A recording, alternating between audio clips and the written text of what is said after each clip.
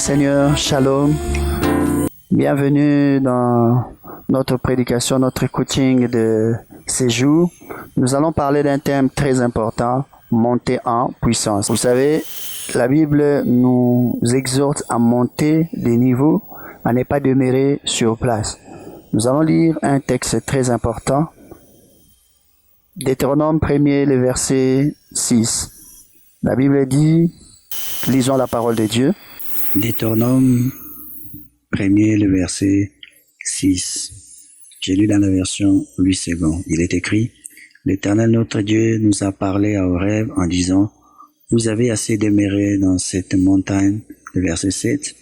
Tournez-vous, partez, allez à la montagne des Amoréens et dans tous les voisinages. Tel que vous venez d'entendre cette lecture, vous allez remarquer que Dieu veut que le peuple puisse monter, ne pas rester sur place.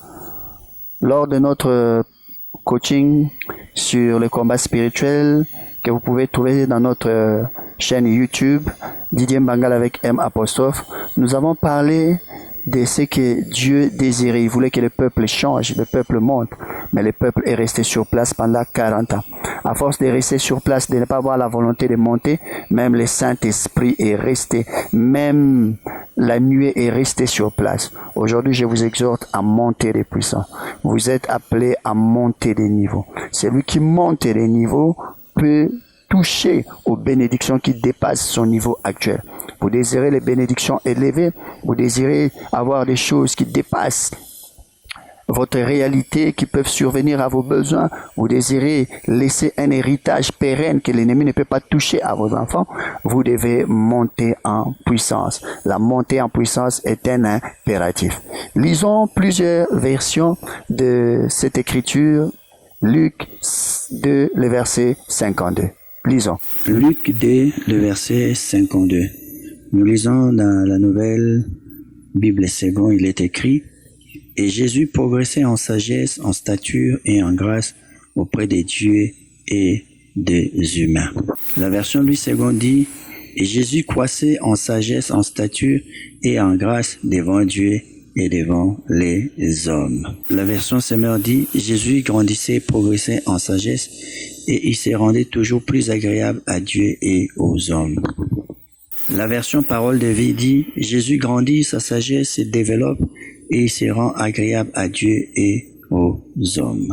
Vous voyez vous-même que certaines versions disent que Christ croissait en stature, en sagesse et en grâce. D'autres versions disent qu'il progressait. D'autres versions disent qu'il montait des niveaux. Nous sentons que Christ est en train de monter des niveaux et de changer des dimensions. L'enfant qu'il était, ce n'est plus l'être qu'il est devenu avec le temps. Dieu veut que vous puissiez vous métamorphoser. Il est normal que vous soyez une chenille au début, que vous puissiez ramper sur terre, que vous puissiez vous accommoder aux choses qui sont basses, mais avec le temps, vous devez vous transformer, muter en papillon pour escalader les montagnes de votre destinée. Il y a des choses que vous ne pouvez voir que si vous ne montez des niveaux. Il y a la vitesse que vous pouvez acquérir que si vous montez des dimensions. C'est pourquoi je vous exhorte à vous transformer, à changer pour monter des niveaux. Christ, il est dit, il montait en stature. Dans les choses visibles, on voyait qu'il y avait une montée. On voyait qu'il y avait une démarcation. Il était en train de monter, de percer. Dans les choses invisibles, on dit dans la sagesse et en grâce. Là également, il progressait. Vous devez progresser dans les 10 dimensions, dans les domaines physiques et dans les domaines spirituels. Il est anormal que vous puissiez simplement progresser dans les domaines spirituels et que dans les choses physiques de la vie, vous ne montez pas. C'est inconcevable que vous deveniez très sage et que vous soyez pauvre. La Bible dit, la sagesse du pauvre est méprisée. Les gens vont vous mépriser. Et c'est inconcevable que vous puissiez augmenter dans les choses physiques, dans la stature, et que dans les domaines de l'esprit, vous soyez faible, vous serez vulnérable. Votre bénédiction, votre travail, votre mariage peut être impacté par les effets négatifs. Vous pouvez être envahi par les sauts démoniaques parce que vous ne montez pas en puissance. Aujourd'hui, je vous exhorte à monter en puissance. Zacharie est en train de nous dire, lisons ce que Zacharie nous dit.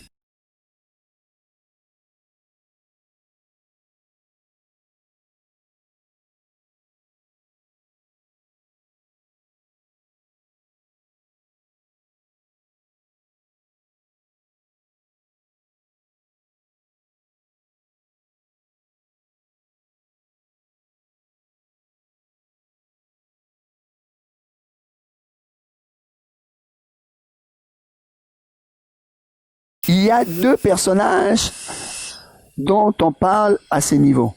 On parle de Zorobabel et d'un esprit qui régnait en ce moment, qui empêchait que les choses évoluent. C'était grande montagne. Et Dieu est venu couper la discussion pour dire, qui es-tu, grande montagne? Face à Zorobabel, qui es-tu? Il dit, tu seras aplani. Ne peut aplanir que celui qui est au-dessus. Voilà pourquoi vous devez monter de niveau. Vous devez croître, augmenter. Si vous ne montez pas de niveau, vous resterez à la même dimension et vos ennemis vont vous écraser. Les gens qui vous combattent sont en train de monter des niveaux dans les choses du mal. Vous devez monter des niveaux. Dieu veut vous voir monter des dimensions.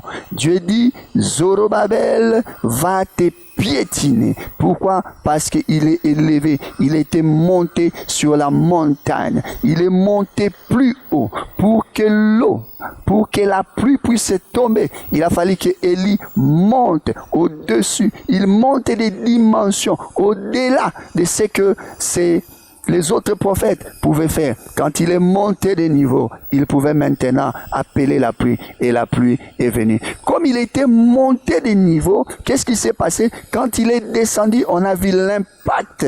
Il courait devant les chars du roi Akab, 28 km de Carmel à Jezreel, mais le roi ne pouvait pas l'attraper, la pluie ne pouvait pas l'attraper. Un vieillard qui est monté de niveau, il a pris de la vitesse. Vous êtes appelés à prendre de la vitesse dans ce que vous construisez, dans votre vision, dans votre entreprise, dans votre ONG. Si vous montez de niveau, Dieu vous exhorte à monter de niveau pour avoir une allure excellente.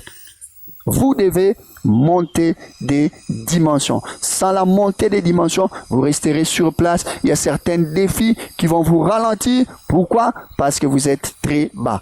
Montez en puissance et vous allez voir que personne ne pourra plus vous arrêter. Les barrières vont s'estomper devant vous. Pourquoi? Parce que vous êtes élevé en esprit. Vous êtes élevé en esprit. Moïse n'a pas eu la vision sur terre, la vision de l'arche de l'alliance, il a eu là-haut, la vision du tabernacle. Quand il est monté des dimensions, c'est en ce moment-là qu'il a réussi ces choses-là. Vous êtes appelés à monter des niveaux. Vous faites des affaires, vous êtes dans un parti politique, vous êtes politicien, vous êtes un manager, un leader quelconque, vous avez votre ONG, vous êtes pasteur. Quel que soit ce que vous êtes, femme d'affaires ou autre, vous devez monter des niveaux pour dominer sur vos semblables. Rien à faire, vous devez croître. On dit, Christ croissait. Il dit, il progressait, il montait. Toutes ces versions martèlent que Christ est en train de changer de dimension. Ce n'était plus les petits enfants à qui on venait donner des choses. Les mages pouvaient venir lui donner des choses. Maintenant, c'est lui-même qui pouvait produire ces choses. Pourquoi? Parce qu'il était monté des dimensions. Du reste, la Bible nous dit, les mages ont vu son étoile s'élever. Il était monté déjà, enfant, son étoile était élevée. Élevez votre étoile. En ce moment-là, vous allez voir que vous allez attirer des bénédictions importantes. Les gens que vous adulez vont commencer à vous chercher. Pourquoi? Parce que vous êtes monté des niveaux. Votre étoile est en train de luire maintenant dans les firmaments et le monde va commencer à vous chercher. Vous êtes appelés à monter des niveaux. Nous allons voir 4 personnages importants qui sont montés des niveaux et leur vie a été impacté par la suite. Le premier, c'est Josué. Exode 33, 11. L'Éternel s'entretenait avec Moïse directement comme un homme parle avec son ami. Puis Moïse regagnait les camps, mais son jeune assistant Josué, fils de Nun, restait dans la tente. Lorsqu'on parle de Josué, on montre que c'est un homme à part. Du reste, il ne vivait pas avec le peuple. Il vivait dans les tabernacles. Là, quand Moïse sortait, lui, il restait. Il aimait la présence de Dieu. Et par la suite, Dieu, quand il fallait désigner un homme, Dieu l'a choisi. Et il a fait des miracles extraordinaires. C'est lui qui a accompagné, qui a succédé à Moïse. Et il a amené le peuple jusqu'à la terre promise. Il a réalisé sa vision. Il a réalisé sa mission. Pourquoi? Parce que il était monté de niveau. Et son secret, c'était quoi pour monter de niveau? C'était la présence de Dieu. Il ne demeurait que dans la présence de Dieu. Il ne lâchait pas la présence de Dieu. Il aimait être dans la présence de Dieu. La présence de Dieu, s'accoutumer dans les choses de Dieu, être là où il y a l'atmosphère de Dieu. Il aimait cela. Il ne s'éloignait pas. Il n'était pas comme le fils prodigue. Quand il a eu son argent, il s'est éloigné de la présence de son père. Lui, il aimait la présence de son père. Voilà pourquoi il a gagné. Je disais, Josué aimait la présence de Dieu. La présence de Dieu, c'est les lieux où Dieu nous nourrit. Les lieux où Dieu nous élève, c'est les lieux où nous recevons l'éducation et les instructions de Dieu. Rappelez-vous de l'histoire de Zacharie, qui n'enfantait pas avec sa femme Élisabeth. Il était âgé, mais il aimait la présence de Dieu, bien que Dieu ne l'avait pas exaucé. Bien qu'il était déjà âgé, il ne pouvait plus espérer avoir d'enfant, mais il aimait servir Dieu. Et ce jour-là, il n'a pas abandonné, il ne s'est pas découragé. Il a dit non, Dieu ne m'a pas exaucé, je vais rester chez moi. Il a dit, il va aller travailler dans la présence de Dieu. Lorsqu'il est entré dans les temple, la Bible dit, il eut la visite d'un ange. Et cet ange s'appelait Gabriel. Gabriel est venu lui dire que ta femme va enfanter. Il ne comprenait pas par rapport à son âge, par rapport à ses réalités. Il est vrai que Dieu dépasse toujours nos réalités. Dieu, je le disais, dépasse nos réalités. Quelles que soient vos réalités, Dieu est capable, à celui qui est fidèle, celui qui les sert, Dieu est capable de lui donner l'exaucement, même quand le monde dit que cela a tardé. C'était le cas. Mais qu'est-ce que l'ange lui a dit quand il s'est plaigné? Il se disait, comment une telle chose va se réaliser? Ses questionnements étaient justifiés. Mais l'ange lui a dit, je suis Gabriel et je me tiens dans la présence de Dieu. Alléluia. La présence de Dieu. Il dit, ce qui te préoccupe, ce que toi tu trouves difficile, moi je le trouve facile. Pourquoi? Parce que je me tiens dans la présence de Dieu. Bien-aimé dans le Seigneur, les choses sont difficiles dans votre vie parce que vous vous éloignez de la présence de Dieu. Ou bien parce que vous ne bénéficiez pas des bienfaits de la présence de Dieu. C'est dans la présence de Dieu que les possible, l'impossible, je disais, devient possible. Tout se possibilise dans la présence de Dieu. Là où on pouvait dire que cet homme ne pouvait pas avoir d'enfant, mais lorsqu'il entre dans la présence de Dieu, il y trouve l'enfant. Il y trouve le miracle. Votre miracle est caché dans la présence de Dieu. Augmentez votre taux de la présence de Dieu. Je voulais dire avec rire. Augmentez les taux de la présence de Dieu. Vous faites une inflation. Vous descendez. Vous êtes en train de baisser dans la présence de Dieu au lieu de monter. C'est votre secret. Et le diable fera tout pour vous éloigner de la présence de Dieu. Le diable fera tout pour vous écarter de la présence de Dieu pour que vous ne puissiez pas bénéficier des bienfaits de la grâce de Dieu. Je vous en conjure, bénéficiez de la grâce de Dieu. Deuxième personnage que nous allons voir, qui est monté en puissance.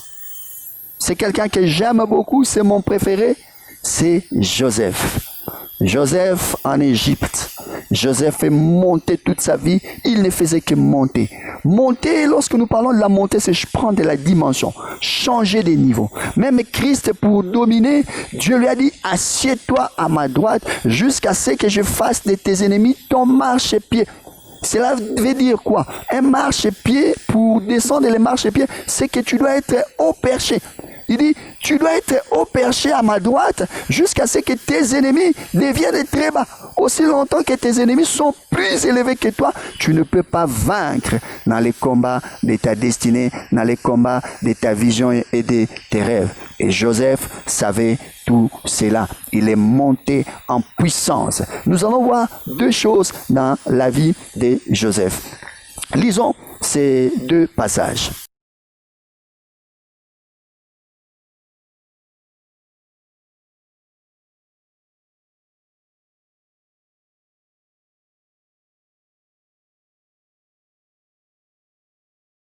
Bien-aimés dans le Seigneur, le premier passage, c'est un passage très important.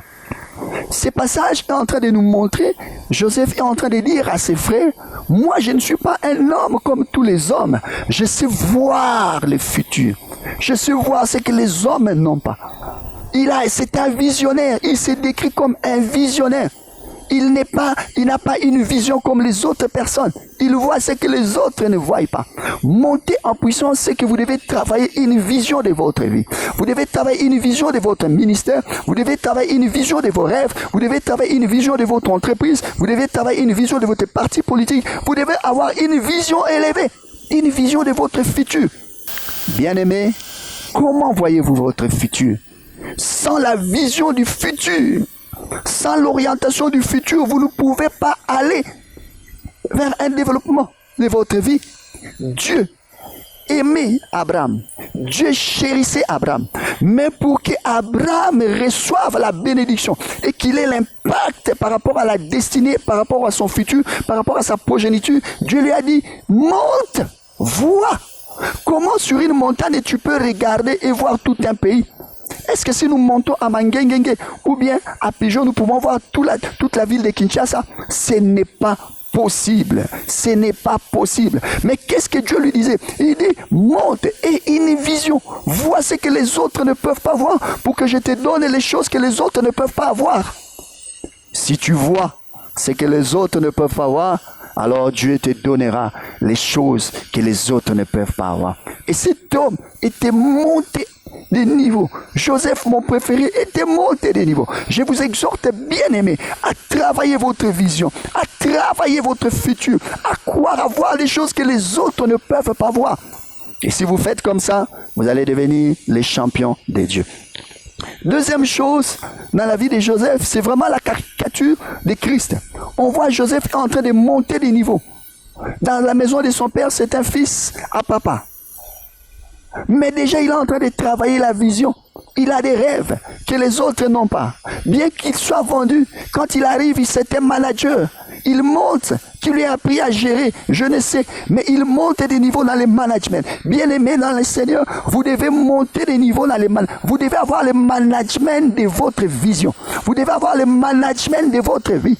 Vous devez étudier ces choses. Et si vous êtes dans les besoins, vous avez besoin d'un coach, besoin d'un formateur, besoin d'un guide pour votre entreprise, votre église, votre parti politique, votre ONG, vous pouvez nous appeler aux coordonnées qui s'affichent à l'écran. Nous viendrons vous aider parce que vous êtes appelés à monter. Et quelque temps après, lui qui était un faiseur de songes, il est devenu un explicateur des songes. Il a changé de dimension. Il ne fait plus simplement des songes, mais maintenant, il explique les songes. Il est monté de niveau. Bien-aimé, dans les dons spirituels que Dieu vous a donnés, dans l'habilité que Dieu vous a dotée, vous êtes appelés à les perfectionner. Bien-aimés, perfectionnez-vous, changez de dimension. C'est anormal que vous puissiez prophétiser de la même manière, que vous ne puissiez pas changer de niveau. C'est anormal que vous puissiez être toujours dans les erreurs du commencement. Non, changez de niveau. Vous êtes appelés à vous transformer. Changez de niveau et vous serez les héros de Dieu pour cette génération. Une génération en train de vous chercher, bien-aimés. Des gens sont en train de vous chercher. Transformez votre vision, transformez votre vie et vous serez les champions que Dieu désire. Troisième personnage que nous allons étudier dans cet enseignement monté en puissance, c'est David. David, c'est un homme à part, un homme bizarre, un homme qu'on ne peut pas expliquer.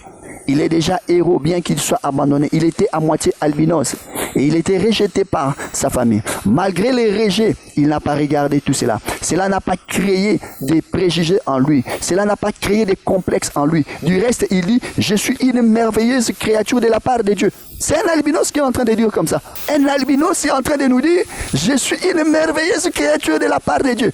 Bien-aimé dans le Seigneur, je ne vois pas comment vous créez des complexes. Vous acceptez que les gens vous disent ce que vous n'êtes pas.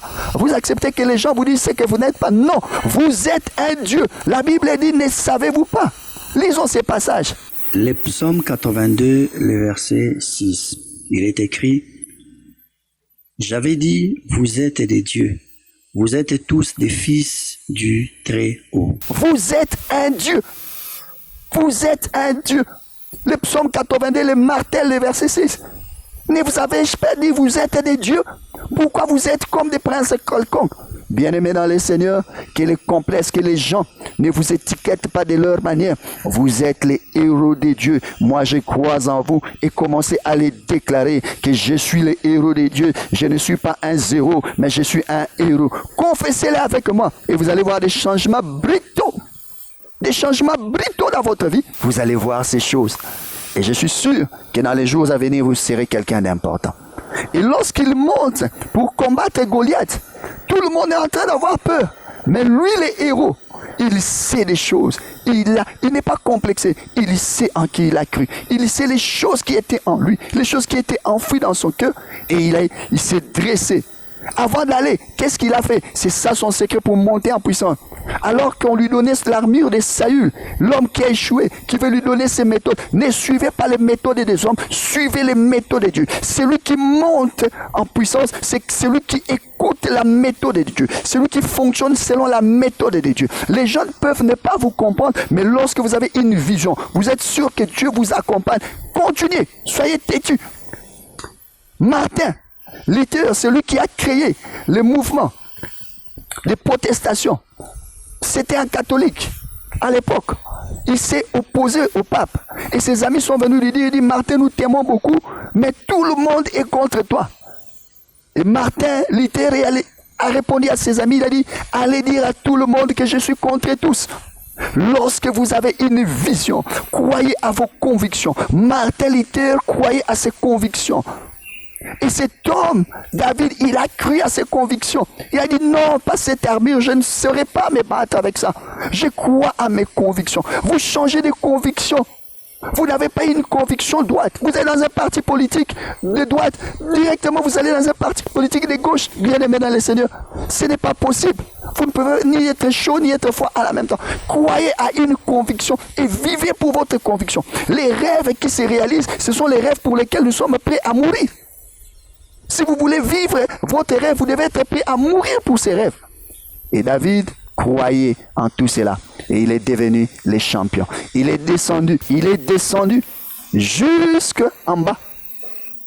Il a pris 5 pierres dans les torrents, des pierres qui étaient aiguisées. Les gens pouvaient dire, pourquoi tu prends des pierres aiguisées? Il dit, j'ai suivi les instructions. La Bible dit dans Ésaïe, lisons ces passages.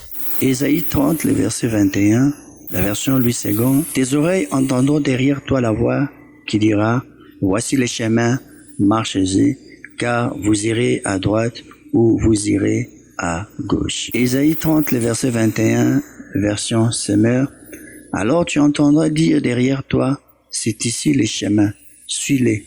Là, va à droite, là, va à gauche. C'est un verset puissant.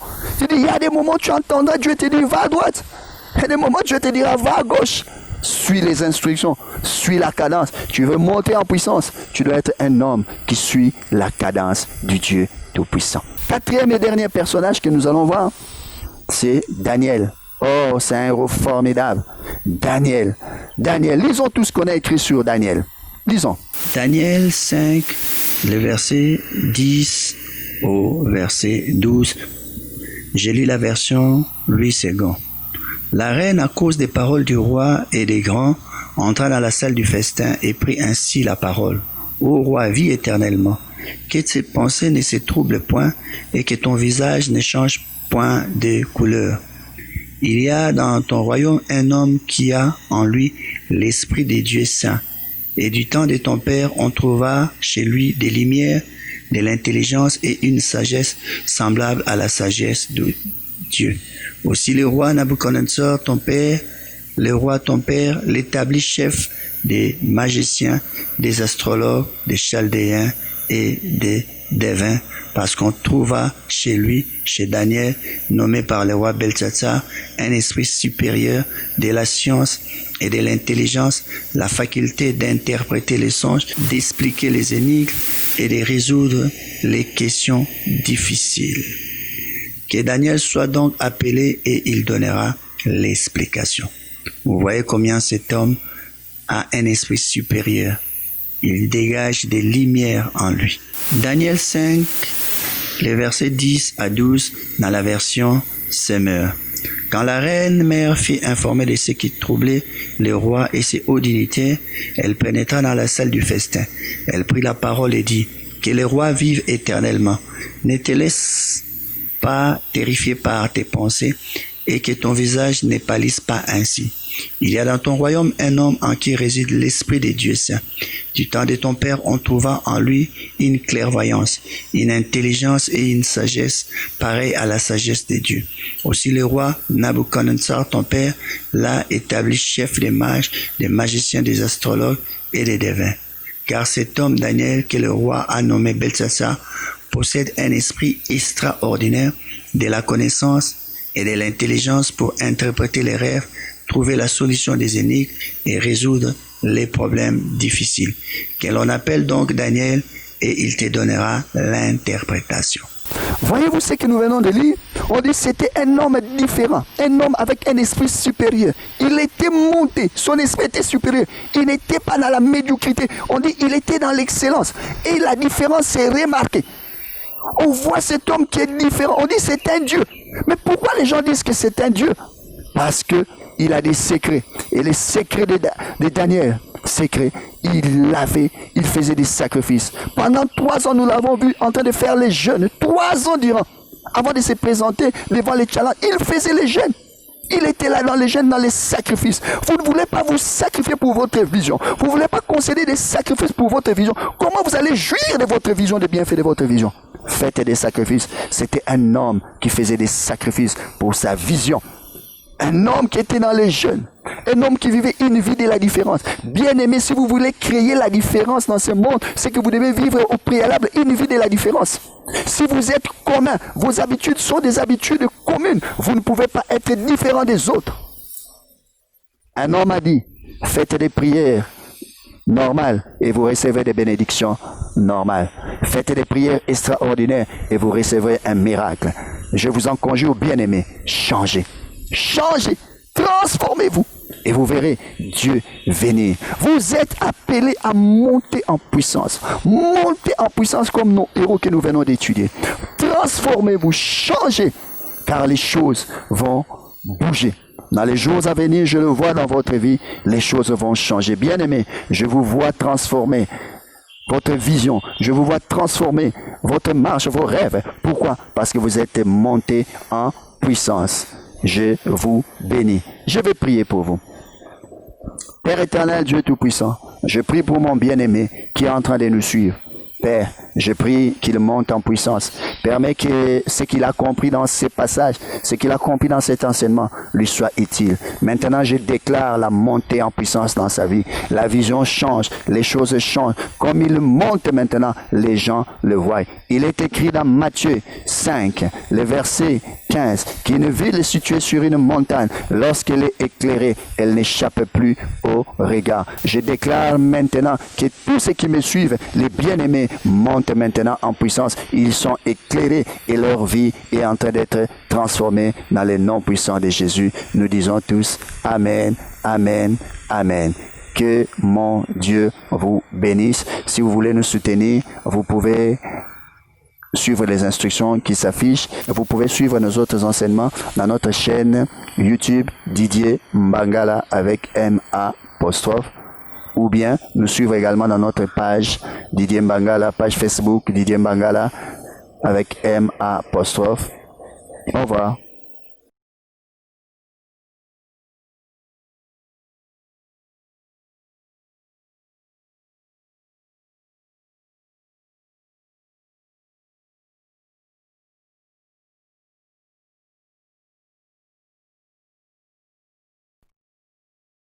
Un livre, une histoire. Fierté pour notre Congo. L'édition macédonien vous propose 30 livres de son auteur Didier Mbangala. Un livre, une histoire. Fierté pour notre Congo. L'édition macédonien vous offre 30 livres de Didier Mbangala. Un livre, une histoire. Spécialiste en leadership, management de performance, entrepreneuriat et business plan, j'en passe. Un livre, une histoire. Cet auteur fait la fierté de notre nation partout ailleurs. Un livre, une histoire. Voici 30 livres des 7 auteurs. Vous pouvez désormais les trouver sur nos points de vente qui sont indiqués. Un livre, une histoire. Une histoire, ça se raconte maintenant.